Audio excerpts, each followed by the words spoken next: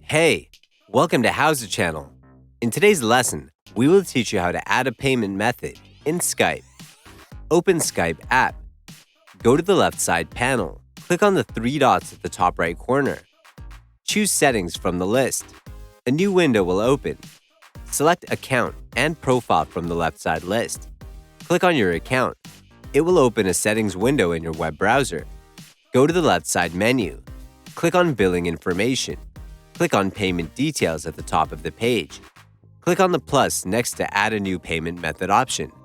Fill in your billing address information. Click on Save. Add your debit or credit card or connect your PayPal account. Save the settings.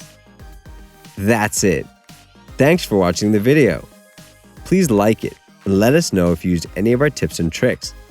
Subscribe to our channel. We upload new tutorials every day. See ya!